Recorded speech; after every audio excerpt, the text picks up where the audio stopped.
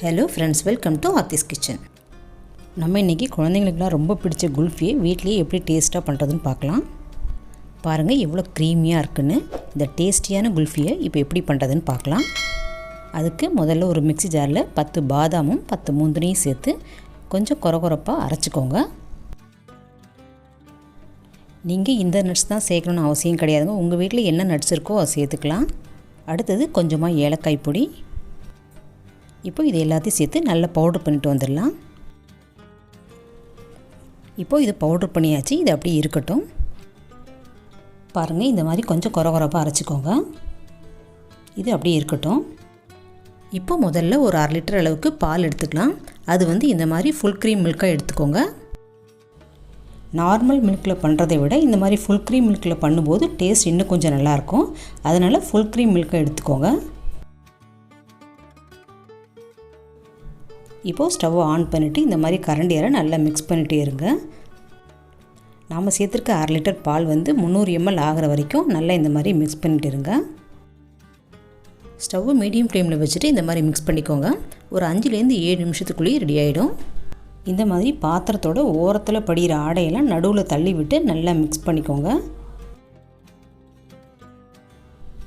இப்போ பார்த்திங்கன்னா பால் ஒரு 300 ml அளவுக்கு வற்றி வந்துருச்சு. பால் இந்த அளவுக்கு வற்றினதுக்கு பிறகு ஒரு 1/4 கப் அளவு கண்டென்ஸ்டு மில்க் சேர்த்துக்கோங்க. இது பார்த்திங்கன்னா 4 டேபிள் ஸ்பூன் அளவு இருக்கும். சப்போஸ் உங்கள்கிட்ட கண்டென்ஸ்டு மில்க் இல்லைன்னா அதுக்கு பதிலாக 3 டேபிள் ஸ்பூன் சர்க்கரை எக்ஸ்ட்ரா சேர்த்துக்கோங்க. எக்ஸ்ட்ரா சேர்த்து நல்லா மிக்ஸ் பண்ணி விட்டுக்கோங்க. இந்த மாதிரி நல்லா மிக்ஸ் பண்ணி விட்டதுக்கு பிறகு 3 டேபிள் ஸ்பூன் சர்க்கரை சேர்த்துக்கோங்க. நீங்கள் கண்டென்ஸ்டு மில்க் சேர்க்கலைன்னா 6 டேபிள் ஸ்பூனாக சேர்த்துக்கோங்க.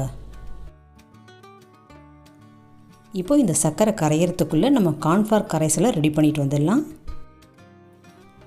அதுக்கு ஒரு சின்ன பவுலில் 1 table spoon cornflour, 3 table spoon தண்ணி சேர்த்து கட்டி எதுவுமே இல்லாமல் நல்லா ஸ்மூத்தாக கரைச்சிக்கோங்க.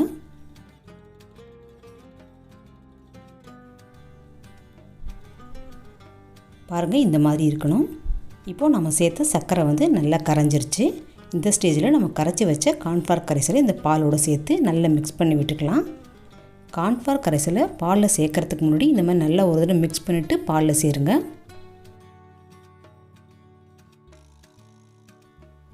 கார்ன்ஃப்ளவர் கரைசல் சேர்த்ததுக்கு பிறகு பால் கொஞ்சம் திக்காகும். அதனால் இந்த மாதிரி கைவிடாமல் மிக்ஸ் பண்ணிகிட்டே இருங்க. இந்த மாதிரி 1 நிமிஷம் மிக்ஸ் பண்ணினதுக்கு பிறகு நாம் அரைச்சி வச்சுருந்த பாதாம் முந்திரி பவுடரை இதோடு சேர்த்துக்கலாம். இந்த மாதிரி நட்ஸு சேர்க்குறது நம்மளோட விருப்பம் தாங்க. இது சேர்க்கலைனாலும் பரவாயில்ல, நல்ல டேஸ்ட்டாகவே தான் இருக்கும் ஏலக்காய் வாசனையோட. நம்ம கார்ன்ஃப்ளவர் முந்திரியெல்லாம் சேர்த்துருக்கிறதுனால கொஞ்சம் நேரத்துலேயே பால் திக்காக ஆரம்பிச்சிடும். நம்ம அந்த ஸ்டேஜில் ஸ்டவ் ஆஃப் பண்ணிடலாம். அந்த மாதிரி கொஞ்சம் திக்காகிற வரைக்கும் கைவிடாமல் மிக்ஸ் பண்ணிகிட்டே இருங்க. பாருங்கள், பால் கொஞ்சம் நேரத்துலேயே திக்காக ஆரம்பிச்சிச்சு. இதுதான் கரெக்டான கன்சிஸ்டன்சி. கரண்டியோட பின்பக்கம் திருப்பி பார்த்திங்கன்னா இந்த மாதிரி கோட் ஆகணும். இந்த ஸ்டேஜில் நம்ம ஸ்டவ் ஆஃப் பண்ணிடலாம். ஆஃப் பண்ணிவிட்டு இதை ஆற வச்சுக்கலாம் நல்லா. இப்போ இந்த குல்ஃபியை செட் பண்ணுறதுக்கு இந்த மாதிரி சின்ன சின்னதாக 4 கிளாஸ் எடுத்து வச்சுருக்கேன். நீங்கள் இதுக்கு பதிலாக உங்கள் வீட்டில் குல்ஃபி மோல்டு இருந்தாலும் யூஸ் பண்ணிக்கலாம். இப்போ இந்த கிளாஸில் நட்ஸு சின்ன சின்ன பீஸாக கட் பண்ணி வச்சுருக்கேன். அது கொஞ்சமாக சேர்த்துக்கோங்க. இது ஆப்ஷனல் தாங்க. நம்ம குல்ஃபி சாப்பிடும்போது நடுவில் வாயில் கிடைச்சா நல்லாயிருக்கும், அதுக்கு தான் சேர்க்குறேன். இந்த மாதிரி நட்ஸு சேர்த்ததுக்கு பிறகு நம்ம ஆற வச்சு இந்த குல்ஃபி மிக்சரை நமக்கு தேவையான அளவு இந்த கிளாஸில் ஊற்றிக்கலாம். பாருங்கள், இந்த குல்ஃபி மிக்சர் ஆறினதுக்கு பிறகு இன்னுமே கொஞ்சம் திக்காகிடுச்சு. இப்போ இந்த மிக்சரை நம்ம எல்லா கிளாஸ்லேயும் ஃபில் பண்ணிக்கலாம்.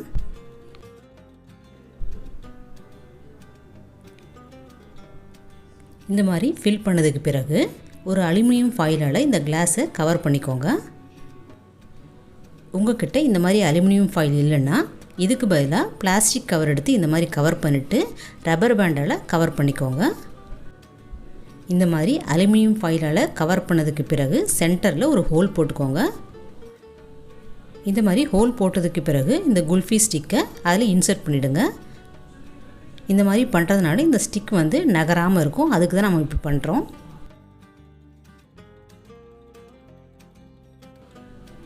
இதே மாதிரியே நம்ம மீதி இருக்கிற கிளாஸ்லேயும் பண்ணிக்கலாம். இந்த மாதிரி எல்லாத்தையும் செட் பண்ணதுக்கு பிறகு இதை அப்படியே ஒரு 8 மணி நேரத்துக்கு ஃப்ரீசரில் வச்சுருங்க. அப்படி இல்லைன்னா ஓவர் நைட் ஃப்ரீசரில் வச்சு செட் பண்ணிக்கோங்க. இப்போ நான் நைட் ஃபுல்லும் ஃப்ரீசரில் வச்சு எடுத்துகிட்டு வந்திருக்கேன். பாருங்கள், நல்லா செட் ஆகிடுச்சு.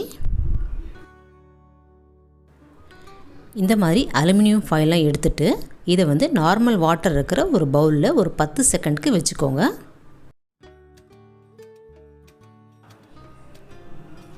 இந்த மாதிரி தண்ணியில் ஒரு 10 செகண்ட் வச்சதுக்கு பிறகு இந்த கிளாஸை வெளியில் எடுத்துட்டு அந்த ஸ்டிக்கை லேசாக ட்விஸ்ட் பண்ணிங்கன்னா அழகாக டிமோல்ட் ஆகிடும். பாருங்கள் எவ்வளோ க்ரீமியாக இருக்குன்னு.